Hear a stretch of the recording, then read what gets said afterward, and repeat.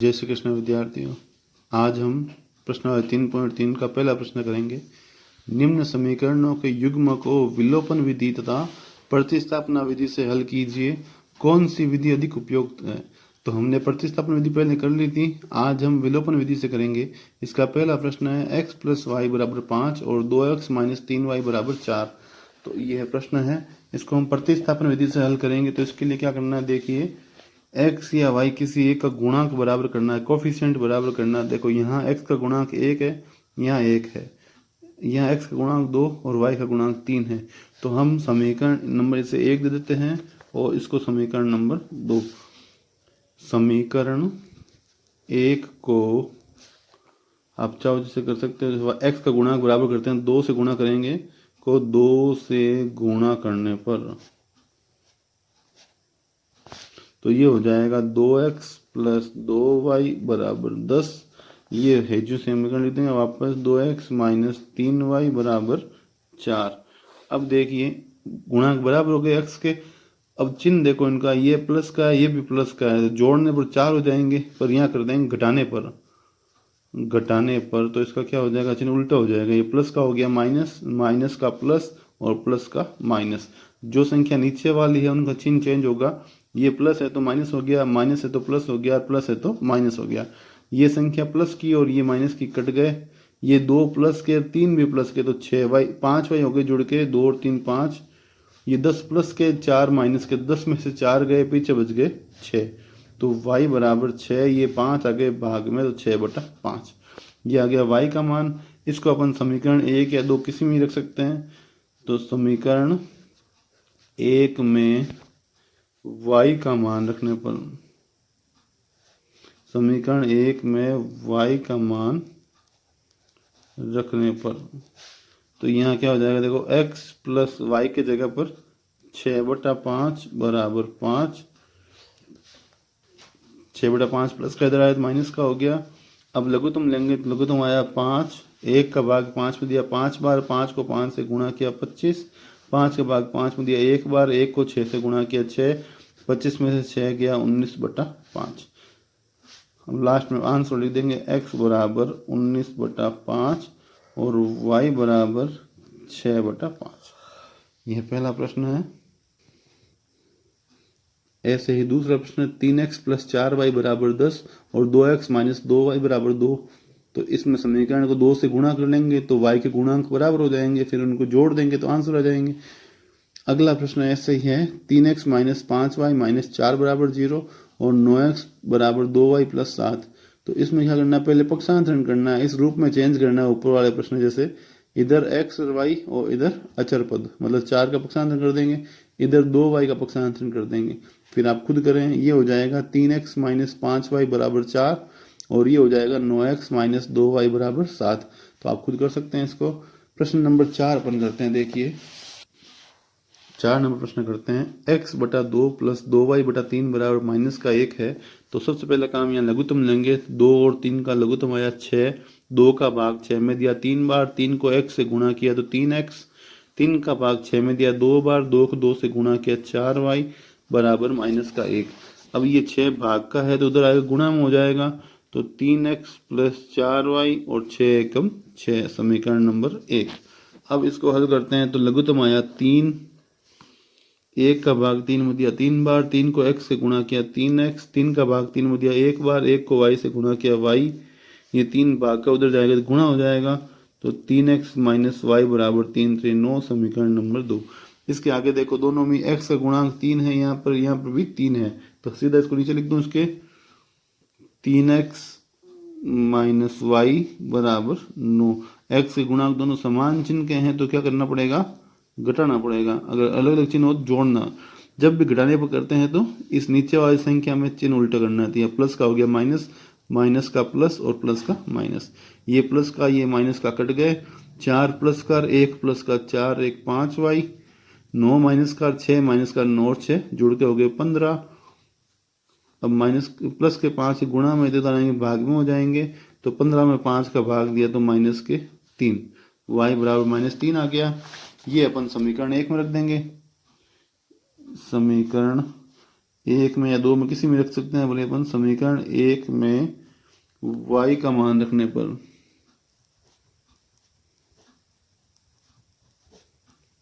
तो समीकरण एक क्या कहता है, 3x+4 और y का मान -3 बराबर -6। जहाँ y था वहाँ पे -3 रख दिया। अब 3x 4 को 3 से गुणा किया है तो -12। अब ये -12 इधर आए तो +12, 12 में से 6 गए +6 तो x बराबर 6/3 तो x बराबर 2। इसलिए लास्ट में आंसर लिख देंगे x बराबर 2 और y बराबर -3। प्रश्न नंबर 2, निम्न समस्याओं में रैखिक समीकरणों के युग्म बनाइए और उनके हल यदि उनका अस्तित्व हो तो विलोपन विधि से ज्ञात कीजिए। तो मैं खाली समीकरण बनाता हूँ, आपको हल खुद को करना है। यदि हम अंश में एक जोड़ दें और हर में से एक घटा दें, मतलब इसमें हर अंश व हर भिन्न है, तो प्रश्न नंबर दूसरे का एक मानना भिन्न बराबर x/y। यहाँ पर x/y मान दिया। प्रश्न में कह रहा है कि हम अंश में एक जोड़ दें और हर में से एक घटा दें तो भिन्न एक में बदल जाती है। अंश में एक जोड़ दें, ये लो से जोड़ दिया, हर में से एक घटा दें तो भिन्न एक हो जाती है। तो इसको तिरछा गुणा करें या वज्र गुणन करेंगे तो y - 1, ये y प्लस का इधर आया तो माइनस का, ये प्लस का एक इधर आया तो माइनस का एक, -1 - 2 समीकरण नंबर 1। आगे प्रश्न कहता है कि यदि हर में एक जोड़ दें तो वह 1/2 हो जाती है। अंश में कुछ नहीं करना, हर में एक जोड़ दो तो वो 1/2 हो जाती है। तो इसका तिरछा गुणा करने पर 2x, y + 1 को गुणा किया तो y + 1, y इधर आ गया तो माइनस का y बराबर 1 समीकरण नंबर 2। इसको वापस नीचे लिख देते हैं बराबर 1। यहाँ y माइनस का और y माइनस का तो हम क्या करेंगे घटाने पर, और जैसे ही घटाने पर आता है तो यहाँ चिन्ह उल्टा, ये माइनस का, ये प्लस का, ये माइनस का, तो ये माइनस ये प्लस कैंसिल, ये माइनस का और ये प्लस का तो घटेंगे। उल्टे चिन्ह है, विपरीत चिन्ह तो घटेंगे। तो 2 माइनस का है, 1 प्लस का, 2 में से 1 गया माइनस का x, ये भी माइनस का, ये भी माइनस का, समान चिन्ह जोड़ेंगे तो -3, ये माइनस से माइनस कट गए तो x बराबर 3 आ गया। ये मान समीकरण नंबर 1 में रख दें अपन। समीकरण 1 में x का मान रखने पर तो समीकरण 1 ये रहा, x का मान 3 रख देते हैं, -y बराबर -2, +3 इधर आया तो हो गया माइनस का, -2 और -3 जुड़ के हो गया -5, ये माइनस माइनस कैंसिल, y बराबर 5। अतः भिन्न x/y थी तो x का मान 3 और y का मान 5। प्रश्न नंबर 2, 5 वर्ष पूर्व नूरी की आयु सोनू की आयु की 3 गुना थी। तो यहाँ पर कौन कौन है, एक नूरी है एक सोनू है। तो अपन मानते हैं, मानना नूरी की वर्तमान आयु बराबर x वर्ष तथा सोनू की वर्तमान आयु बराबर y वर्ष। दोनों की मान ली आयु हमने। अब कह रहा है 5 वर्ष पूर्व, आज से 5 साल पहले, तो नूरी की उम्र में 5 कम कर देंगे और सोनू की उम्र में 5 कम कर देंगे। अब कह रहा है 5 वर्ष पूर्व नूरी की आयु सोनू की आयु की 3 गुना थी। ये पहले से 3 गुना थी तो जो कम है उसको 3 से गुणा कर देंगे और बराबर कर देंगे। तो x - 5, 3 को y से गुणा किया 3y, 3 को 5 से गुणा किया तो 15, प्लस के 3y इधर आए तो -3y और -5 इधर आए तो प्लस के 5, तो x - 3y, 15 में से 5 गए -10 समीकरण नंबर 1। उसके बाद प्रश्न कह रहा 10 वर्ष पश्चात, मतलब आज से 10 साल बाद, तो दोनों में 10 जोड़ देंगे। 10 वर्ष पश्चात नूरी की आयु सोनू की आयु की 2 गुनी हो जाएगी। तो ये 2 गुनी है तो इनको बराबर करने के लिए 2 से गुणा कर देंगे तो ये बराबर हो जाएंगे। तो 2 को y से गुणा किया 2y, 2 को 10 से गुणा किया 20। अब देखिए ये 2y प्लस का इधर आएगा तो माइनस के 2y, प्लस के 10 इधर आएंगे तो माइनस का 10, x - 2y बराबर 20 में से 10 गए तो 10। समीकरण नंबर 2, यहाँ x है एक गुणांक है, यहाँ भी x का एक गुणांक है, तो यहाँ लिख देंगे x माइनस 2y बराबर 10। देखिए यहाँ x प्लस का है, यहाँ भी प्लस का है, तो वापस वही घटाने पर तो ये हो जाएगा माइनस का, ये प्लस का और ये माइनस का, तो ये कैंसिल। 3 में से 2 गए तो माइनस का y, माइनस 10 माइनस के 20, तो ये कट गया। तो y बराबर 20 वर्ष। ये मान अपन समीकरण 1 या 2 किसी में रख सकते हैं। समीकरण 1 में y का मान रखने पर तो x माइनस 3 इंटू 20 गुणा माइनस 10, तो 20 या 60, ये 60 उधर गए तो हो गए प्लस के, 60 में से 10 गए तो 50 वर्ष। अब एक्स वाई क्या माना था हमने, x माना था नूरी की वर्तमान आयु, तो अपन लिख देंगे इसलिए नूरी की वर्तमान आयु बराबर 50 वर्ष व सोनू की वर्तमान आयु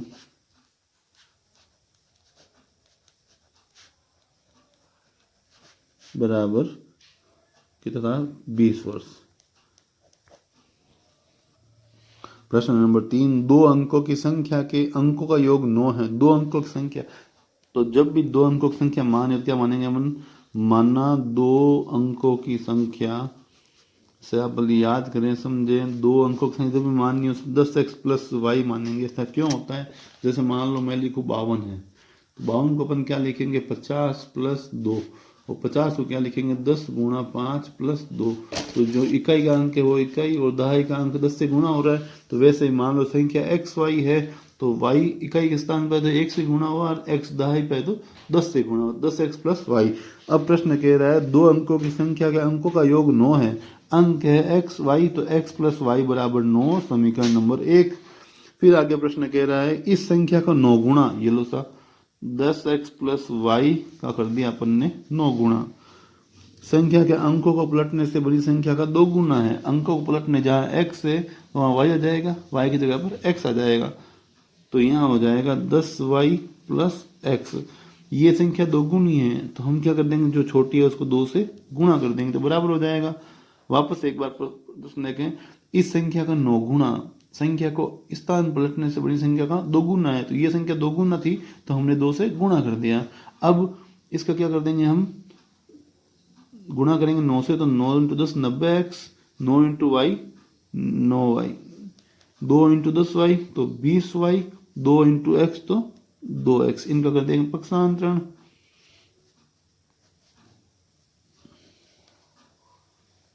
ये 20y माइनस का हो गया, 2x भी माइनस हो गया, 90 में से 2 गए तो 88x, 20 में से 9 गए तो 11y। अब इन दोनों में से 11 आ रहे हैं कॉमन, तो 88 में 11 का भाग दिया 8 बार, 11 आ गया बार, तो y बराबर 0, ये 11 का भाग देंगे 0 में कट जाएगा, 8x माइनस वाई बराबर 0, समीकरण नंबर 2। हम इसको एक बार वापस लिख देते हैं, x प्लस वाई बराबर 9 और 8x माइनस वाई बराबर 0। यहाँ y प्लस का और यहाँ y माइनस का, तो अब की बार क्या करना पड़ेगा, जोड़ने पर क्या हो जाएगा, y प्लस का माइनस का कट गए, 8 एक 9x और 9 प्लस 0 9, ये 9 जाएंगे भाग में, तो x बराबर 9/9, तो x बराबर 1। ये मान रख दे अपन समीकरण 1 में। समीकरण 1 में x का मान रखने पर तो यहाँ हो जाएगा 1 प्लस वाई बराबर 9, y बराबर 9 माइनस 1 तो 8। अब संख्या पूछिए, तो अतः संख्या बराबर 10x प्लस वाई थी, तो x जगह पर 1 और y जगह 8, 10 एकम 10 प्लस 8 बराबर 18 उत्तर। 4 नंबर प्रश्न देखो, मीना रुपए 2000 रुपए निकालने के लिए एक बैंक गई, उसने खजांची से रुपए 50,000 रुपए 100 के नोट देने के लिए कहा। 2000 रुपये निकालने गई, 100 रुपये 50 रुपये नोट मांगे, तो हम मान सकते हैं, मानना रुपए 50 के नोटों की संख्या बराबर x तथा रुपए 100 के नोटों की संख्या बराबर y। एक्स और वाई मान लिया हमने।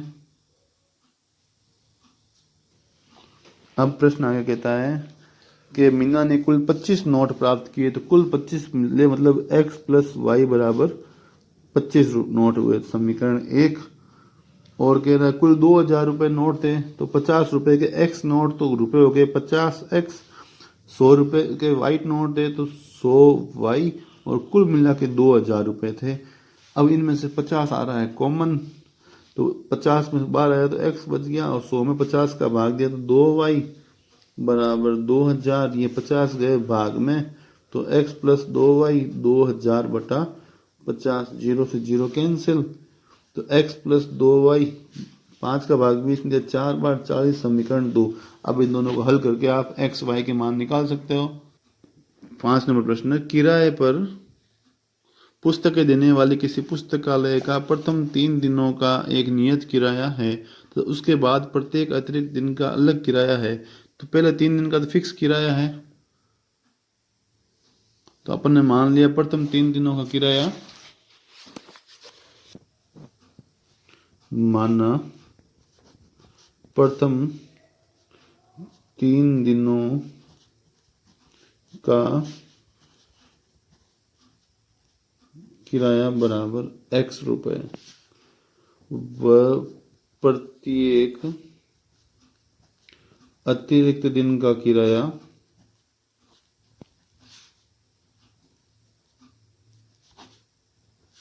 बराबर y रुपए।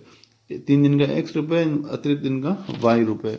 फिर प्रश्न कह रहा है सरिता ने 7 दिनों तक एक पुस्तक रखने के लिए 27 रुपये अदा किए। 7 दिन का, 3 दिन का तो हो गया x रुपए, अब बाकी बचे 4 दिन बचे, तो 4 वाई रुपए बराबर 27। तो 3 दिनों का तो फिक्स था x रुपए, 7 दिन उसने ली तो 3 कम हुए, 4 बच गए, 4 दिनों का y से गुणा कर दिया तो 4y, x प्लस 4y बराबर 27, समीकरण नंबर 1। अब अगला क्या कह रहा है, जबकि सुशी ने एक पुस्तक 5 दिनों तक रखने के लिए 21 रुपये अदा किए, तो 5 दिन का हो जाएगा x, 3 दिन का प्लस बाकी 2 दिन, 2y बराबर 21 रुपये अदा किए। समीकरण बन गए, इनको आप हल करके निकाल सकते हैं।